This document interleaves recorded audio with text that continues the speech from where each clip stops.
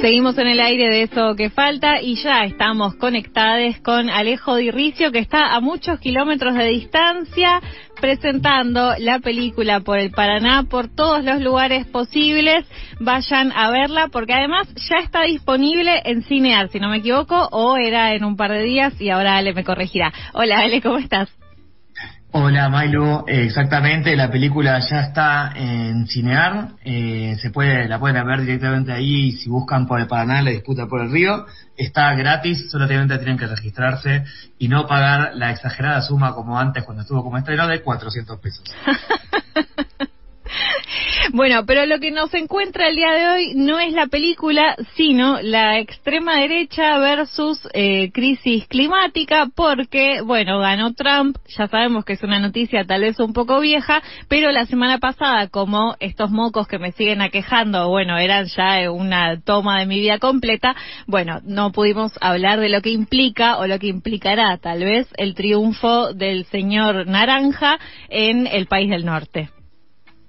No solamente lo que implica el triunfo del señor Naranja en Estados Unidos, sino también lo que ya ha sucedido y cómo eso ha impactado en la política climática y en lo que se le llama también la diplomacia climática, en los encuentros que están sucediendo en este momento, en simultáneo, que tenemos la COP29, que está sucediendo en Bakú, en Azerbaiyán, que es la reunión en la cual de Naciones Unidas por Cambio Climático, y en el G20, que también está en este momento liderando Lula, sí. Y cómo están dialogando esos dos encuentros en este momento en sintonía con la victoria de Trump en Estados Unidos. En principio, de la COP29, Argentina retiró la comitiva que había enviado. Eso es como la gran noticia que también fue de la semana pasada, si no estoy mal. Exactamente, y por eso decíamos que es la extrema derecha contra la crisis climática, porque un poco lo que se viene interpretando es que esta acción de Argentina, si bien es simbólica, y si bien Argentina no tiene un peso específico lo suficientemente grande como para sabotear las negociaciones climáticas de la COP y otros espacios afines, lo que se interpreta es que Milei está intentando liderar la disputa ideológica, digamos, contra lo que ellos entienden que es la Agenda 2030, el máximo, bueno, todas estas harpas de negacionismo climático que venimos escuchando en los últimos tiempos, y intentando ver si eso sienta un precedente para que más países lo acompañen. Específicamente, Trump hizo campaña directamente, y ahora podemos ir a eso, con proclamas abiertamente negando la crisis climática, y hoy mismo a la mañana se conoció que nombró como secretario de Energía al CEO de una compañía que se llama Liberty Energy, que es una que proporciona servicios para el fracking a nivel mundial. Chris Wright, el CEO de esta compañía, no solamente es negador del cambio climático, sino también es un acérrimo combatiente contra cualquier tipo de energías renovables. Sí, y además siendo CEO de una empresa extractivista es un impulsor básicamente del cambio climático, aunque él lo niegue seguramente. Él no solamente lo niega, sino que él también es uno de los autores de esta especie de hoja de ruta que se ha planteado la extrema derecha en Estados Unidos, esto que le llaman el Proyecto 2025. Si bien Trump había negado, digamos, ser parte y que eso fuera su programa de gobierno de una manera u otra, el Proyecto 2025 llama directamente, y cito textual, a parar la guerra contra el petróleo y el gas, y a salir cuanto antes del Acuerdo de París y de el marco de el marco de la ONU, que es el que llama la COP, que es el marco conferencia de la Agenda 2030, supongo. Y para el cambio climático, específicamente la comisión que organiza el Acuerdo de París y que no me acuerdo la traducción en castellano, por eso me trabé.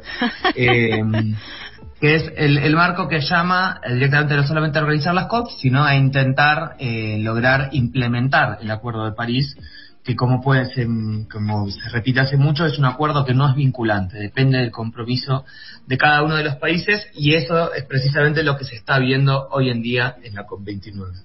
Que además del Acuerdo de París, si no escuché mal en estos días que todo el mundo estuvo hablando de Trump, cuando él fue presidente ya se habían retirado del Acuerdo de París, Biden volvió a ingresar, pero ahora claramente el anuncio de Trump es que se volverían a ir en cuanto tome el poder nuevamente de la Casa Blanca. Exactamente, por eso no solamente se van a ir del Acuerdo de París, y eso se está viendo o previendo a ver si Milei o no también se anima, digamos, a irse del Acuerdo de París, sino que se van a retirar esto que acabo de buscar la traducción en castellano, que es la Convención Marco de las Naciones Unidas sobre el Cambio Climático. Que es cuando normalmente decimos, bueno, está sucediendo crisis climática, es una crisis global, los países deberían juntarse y ponerse de acuerdo. El único espacio en el cual se han juntado para efectivamente tener políticas conjuntas contra el cambio climático es y por eso es importante que se retiren, si bien los gobiernos y los estados no estaban asumiendo en su totalidad los compromisos del Acuerdo de París y la posibilidad de abandonar cuanto antes los combustibles fósiles, los pocos compromisos que se habían logrado era por la existencia de estos espacios, ¿no? Esto es lo que tenemos, como los espacios que pueden intentar presionar a cada uno de los estados para lograr incrementar las acciones para el cambio, para combatir la crisis climática. ¿Y cuánto? Ahora bien, sí. No, avanza. Dejo las preguntas para el final. Ahora bien, algo ¿qué acaba de suceder en la COP29, la reunión a la cual ha llamado? Primero volvió a suceder igual que la vez pasada en un país petrolero, y tuvimos un par de pequeños avances, lo cual no es poco, porque como digo, ¿no? O sea, como decía recién, es todos los países del mundo intentando ponerse de acuerdo en algo, claro. Como bien marca el número 29, es la del año 29 que se juntan, y ya había acuerdo desde el año pasado, y hubo acuerdo en que la intención es triplicar las renovables para 2030. Se inauguraron los mercados de carbono, lo cual están muy cuestionados por muchas de las organizaciones sociales y ambientales por ser ineficientes hasta ahora en su capacidad de acelerar las acciones para el cambio climático.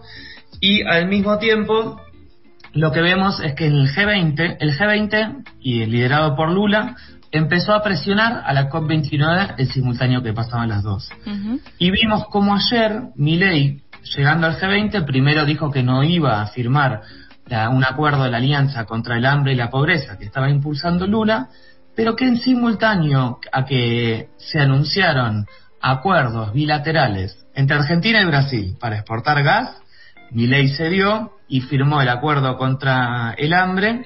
Y a su vez firmó Milei un acuerdo del G20 que incluye algo como mayores impuestos a los ultrarricos, algo de lo cual él, obviamente, y toda la Libertad Avanza y la extrema derecha, están absolutamente en contra ideológicamente, digamos.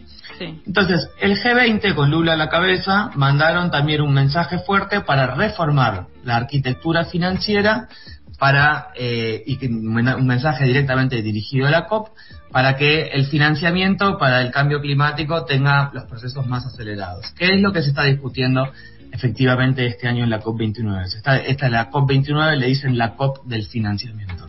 O sea que el guiño de Lula sería básicamente que hizo firmar a todos los países integrantes del G20 este acuerdo contra la pobreza y el hambre, a su vez vinculado con impuestos a los mega ricos, y que entonces ese impuesto es lo que tal vez como guiño se utilizaría como financiamiento contra el cambio climático. ¿Podemos entender eso? Eso, y en simultáneo también llamó a reformar esto que te decía, la arquitectura financiera, sí, más que nada para que los bancos multilaterales, o sea, el más famoso, el Banco Mundial, pero hay muchos otros, aceleren el financiamiento para el sur global, digamos, para los países que más en peligro estamos contra el cambio climático y los que más necesitamos plata para hacer acciones, sea de mitigación de los efectos, o sea para reducir nuestras emisiones cuanto antes. Ale, tengo una pregunta ahí por algo que también escuchaba el otro día sobre la retirada de la comitiva que está en la COP29. Ale se me fue justo, se ha desconectado por algún motivo incierto. Espero recuperarlo en breve porque, bueno, yo tenía una pregunta clave para hacerle. Ahí está, ahí volvió Ale. Justo estaba haciéndote la pregunta, no te vayas, viejo, te quiero preguntar cosas, no me hagas esto al aire. No, retomó. Sobre algo que escuchaba el otro día respecto de la retirada de la comitiva de la COP29, de la comitiva argentina, que, digo, si bien en términos del peso de, no sé, de los votos, ¿no?, que se pueden hacer en esa reunión, Argentina no es que tiene un peso propio, pero lo que puede implicar haberse retirado es que deje de estar dentro del radar de quienes pueden llegar a poner un financiamiento. ¿Esto es efectivamente así o que se haya retirado es solo simbólico y no tiene una implicancia material concreta? Absolutamente. Como decíamos, en un momento yo mencionaba que si se animan a retirarse del cambio climático, eso no es por la condena social, digo, que ya vimos. Claro, que no les importa. Sí.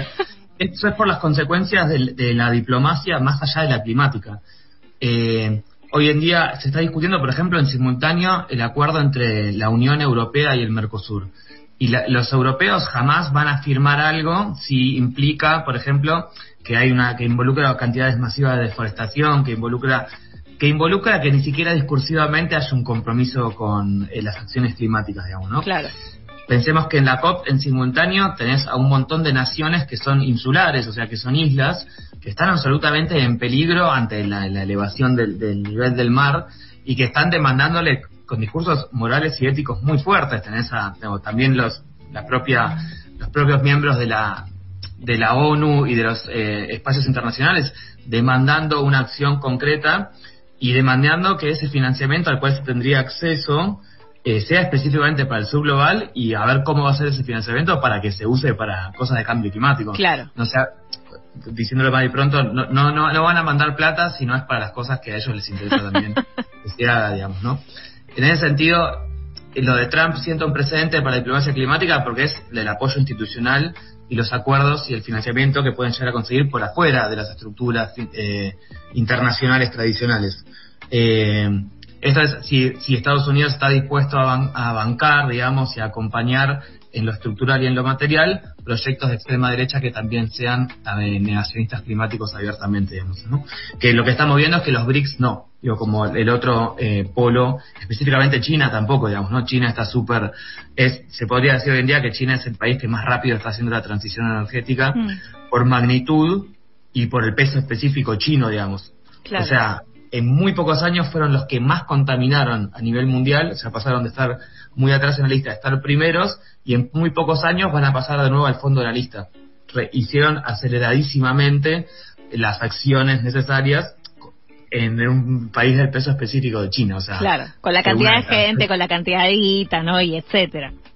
Sí, y la planificación central estatal china, digo, fundamental en esto, y cómo aparece también la oposición entre Trump y Harris, entre el establishment demócrata, la alianza que podemos ver entre Elon Musk, que es alguien que tiene un gran interés en los autos eléctricos, sí, y como esta guerra comercial contra China que Trump está vendiendo, le viene muy bien a Musk, que al mismo tiempo es un actor que se podría decir de una transición energética corporativa de Silicon Valley, pero en el mismo frente que tenés al gran lobby petrolero como, no sé, este mismo que se fue nombrado secretario de Energía, o actores como los hermanos Koch, que son como el lobby petrolero, son el sexto y séptima persona más rica de la Tierra, creo.